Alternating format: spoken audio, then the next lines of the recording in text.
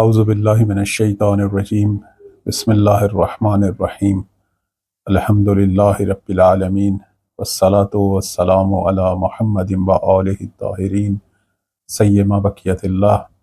زیارت مبارکہ اربعین کی تشریح کے حوالے سے آج ہمارا 8واں پروگرام ہے۔ اس مرحلے میں ہم زیارت اربعین کے اس حصے پہ پہنچے کہ جہاں امام صادق صلوات اللہ علیہ اپنے جد امجد کی بارگاہ میں یہ فرماتے ہیں: وَأَشْهَدُ أَنَّ الْأَئِمَّةَ مِنْ وَلْدِكَ كَلِمَةُ التَّقْوَى وَعَلَامُ الْهُدَى وَالْعُرْوَةُ الْوُثْقَى وَالْحُجَّةُ عَلَى أَهْلِ الدُّنْيَا۔ یعنی یہاں امام حسین علیہ السلام کی نسل سے آنے والے تمام ائمہ علیہم السلام کی صفات عالیہ کو بیان کیا جا رہا ہے۔ ہماری احادیث میں آیا ہے اور بالخصوص امام صادق علیہ السلام کے فرمان میں یہ بات نقل ہے کہ اللہ تعالیٰ نے امام حسین علیہ السلام کو اس عظیم قربانی کے صلہ میں دنیا میں جو اجر دیا وہ یہ کہ پروردگار نے ان کی نسل میں امامت کا سلسلہ رکھا، یعنی باقی 9 امام جو ہیں وہ سید الشہداء کی نسل مبارک میں قرار پائے۔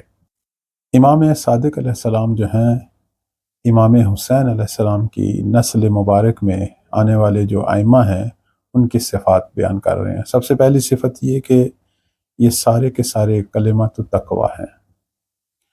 تقویٰ کا معنی ہم سب جانتے ہیں کہ جس میں پروردگار کی مکمل فرما برداری ہے اور اللہ کی نافرمانی سے مکمل پرہیز ہے۔ تو تقویٰ کا حقیقی اور کامل ترین اگر معنی یا مصداق ہم نے دیکھنا ہے تو وہ خود ہمارے ائمہ معصومین علیہم السلام ہیں۔ تو لہذا ان کی سب سے پہلی جو صفت ہے وہ یہی ہے کہ وہ سب صاحبان تقویٰ ہیں، بلکہ کامل ترین تقویٰ کہ جسے ہم عصمت سے تعبیر کرتے ہیں۔ اور یہ ہمارا شیعہ عقیدہ ہے کہ ہم انبیاء کی طرح اپنے ائمہ کو معصوم مانتے ہیں، یعنی ذرا سی خطا یا گناہ حتیٰ بھول چوک بھی ان کے لیے روا قرار نہیں دیتے، وہ ان تمام چیزوں سے پاک اور منزہ ہیں۔ یہ شیعہ مکتب کی عظمت ہے کہ جن ہستیوں کو اپنا امام مانتا ہے ان کے لیے پہلی صفت جو ہے وہ عصمت قرار دیتا ہے کہ وہ ہر طرح کی خطا سے پاک ہوں، کیونکہ وہی امام حقیقی معنوں میں ہادی بن سکتا ہے کہ جو خود ہر طرح کی خطا سے پاک ہو، وہی امت کو صحیح معنوں میں ہدایت دے سکتا ہے۔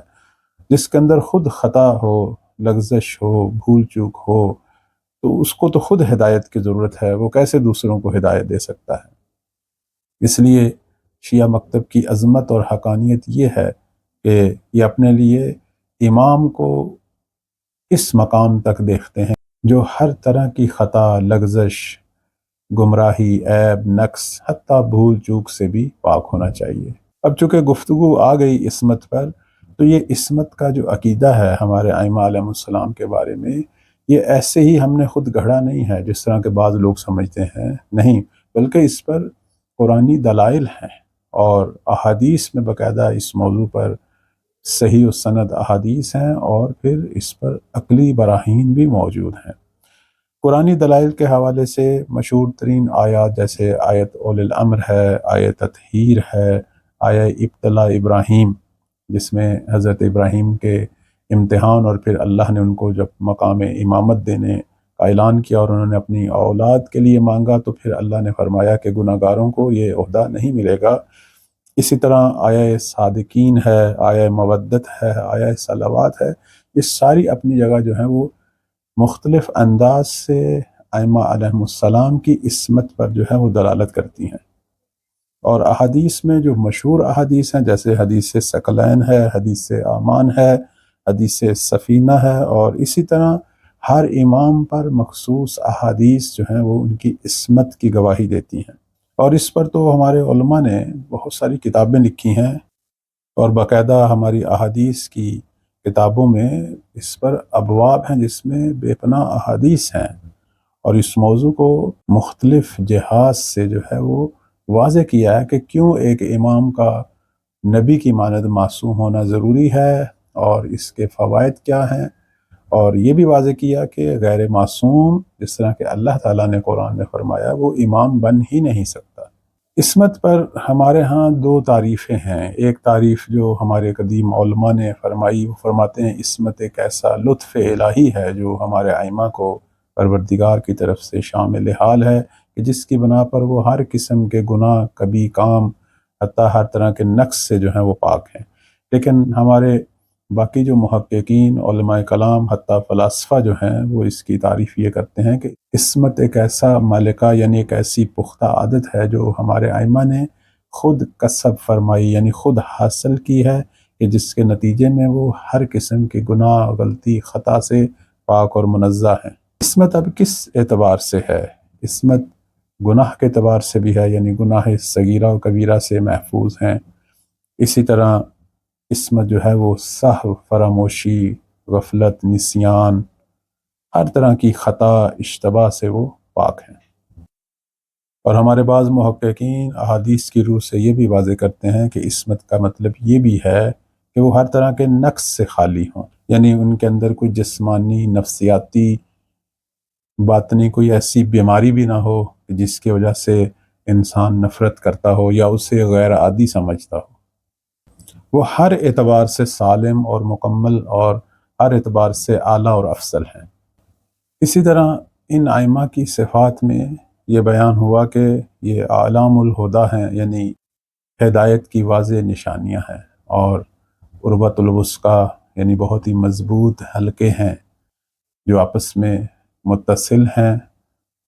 اور یہ بھی ہمارے ائمہ علیہم السلام کی ہر اعتبار سے وحدت کی طرف اشارہ ہے، یعنی وہ فکری، نظریاتی، عملی اعتبار سے جو ہیں وہ ایک جیسے ہیں۔ اس لیے ہم کہتے ہیں پہلے بھی محمد، آخری بھی محمد، اور وسطی بھی محمد، اور سب کے سب محمد ہیں صلوات اللہ علیہم اجمعین، یعنی جو قول پہلے کا ہے وہی آخری کا ہے۔ اسی اعتبار سے فرق نہیں ہے۔ صحیح السند احادیث کی روح سے ایک جیسی گفتار، ایک جیسا کردار اور ایک جیسا انداز ہے، صرف زمانے کے تقاضوں کے اعتبار سے وہ اپنا فریضہ جو ہے وہ متعین فرماتے ہیں۔ اور آخری جو صفت ہے وہ یہ ہے کہ یہ اہل دنیا پر حجت ہیں۔ اب یہاں سوال ہے کہ حجت کا مطلب کیا ہے؟ حجت کا مطلب جو ہے وہ برہان اور دلیل بھی ہوتا ہے، اور حجت ایک ایسی صفت ہے جو اللہ نے اپنے لیے بھی قرار دی اور فرمایا کہ فَلِلَّهِ الْحُجَّةُ الْبَالِغَةُ، یعنی پروردگار نے اپنے لیے سب سے بڑی حجت قرار دی جو قیامت والے دن ظاہر ہوگی۔ جب وہ لوگوں کا حساب لے گا اس وقت اللہ تعالیٰ ان پر حجت تمام کرے گا۔ اسی اعتبار سے امام صادق علیہ السلام فرماتے ہیں کہ پروردگار روز قیامت پوچھے گا اپنے بندوں سے کہ تم جانتے تھے اور تم نے گناہ کیا، اسی وجہ سے تو عذاب ہوگا۔ چونکہ وہ شخص جو نہیں جانتا، جسے پتہ نہیں تھا، تو اللہ عادل جو ہے وہ اسے تو عذاب نہیں کرے گا۔ حجت اس طریقے سے تمام ہوگی۔ اب یہ کہ بندوں پر جو حجت ہے وہ کس طرح کی ہے، یہاں امام کاظم علیہ السلام کا فرمان آپ کی خدمت میں پیش کرتے ہیں۔ فرماتے ہیں کہ اے حشام، اللہ تعالیٰ کی لوگوں پر دو طرح کی حجت ہے، ایک حجت ظاہرہ ہے اور ایک حجت باطنہ ہے۔ فرماتے ہیں کہ حجت ظاہرہ یہی انبیاء ہیں، اور انبیاء کے بعد ان کے اوصیاء ہیں کہ جو ہر زمانے میں ہوتے ہیں، اور حجت باطنہ سے مراد عقل ہے۔ جس طرح عقل کا کام یہ ہے کہ وہ انسان کو صحیح راستہ دکھاتی ہے اور برے راستے کے انجام سے ڈراتی ہے اور صحیح راستے کے فوائد سے آگاہ کرتی ہے، حجت ظاہرہ بھی یہی کرتی ہے۔ انبیاء اور ائمہ بھی اسی لیے آئے کہ لوگوں کو صحیح راہ دکھائیں، انہیں بتائیں کہ صحیح اور حقیقی زندگی کا ضابطہ جو ہے وہ کیا ہے، انہیں بتائیں کہ اللہ کی راہ میں اگر کمال حاصل کرنا ہے، قرب الہی کی منازل پہ پہنچنا ہے، اگر سعادت الہی کو حاصل کرنا ہے تو اس کا راستہ کیا ہے، بہشت تک جانے کا راستہ کیا ہے، اور اللہ کے قرب کو پانے کا راستہ کیا ہے۔ یہ ائمہ علیہم السلام اور اس سے پہلے انبیاء وہ یہی کچھ تو بتانے کے لیے آتے ہیں۔ اب انسان اگر خود حق کو چھوڑ دے اور باطل کو اپنا لے تو اس پر گویا حجت تمام ہو چکی ہے۔ تو ہر دور میں ایک حجت کا ہونا ضروری ہے، یعنی صحیح الہی راستہ دکھانے والے کا ہونا ضروری ہے۔ اس اعتبار سے ہر امام اپنے زمانے کے لوگوں پر حجت ہے۔ تو اسی طرف جو ہے وہ اشارہ فرما رہے ہیں امام صادق علیہ السلام کہ آپ اس وقت اہل دنیا پر حجت تھے۔ تو ہر دور میں ہر امام حجت ہیں، جیسے آج صاحب العصر والزماں کا دور ہے اور وہ ہم پر حجت ہیں، اگرچہ ابھی غیبت کا زمانہ ہے، ان کا زمانہ ظہور نہیں آیا، لیکن اسی غیبت کے زمانے میں حجت خدا ابھی بھی لوگوں کی رہنمائی جو ہے وہ کر رہی ہے۔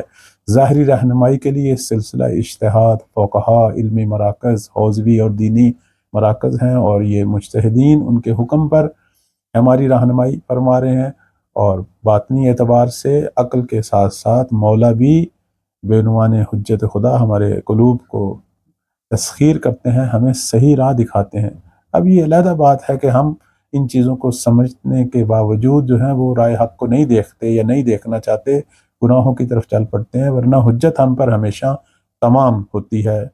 ہمارے ارد گرد بہت ساری چیزیں حجت ہیں، خود ہمارے گھروں میں پڑھا ہوا قرآن حجت ہے کہ ہمارا فریضہ ہم اس سے درس لیں، اگر ہم اس کو نہیں کھولتے، اس سے استفادہ نہیں کرتے تو یہ ہمارا اپنا قصور ہے۔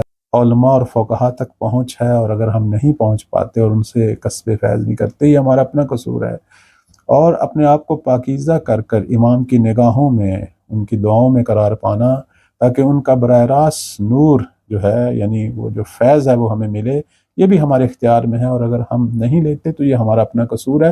اس اعتبار سے ہم پر حجت ہمیشہ تمام ہو جاتی ہے۔ اللہ تعالی ہم سب کو توفیق دے کہ ہم ان تمام حجتوں سے استفادہ کریں اور اس راہ کے راہی بنیں جو اللہ نے ہمارے لیے قرار دیا، اور جسے بتانے کے لیے یہ الہی حجتیں آئیں۔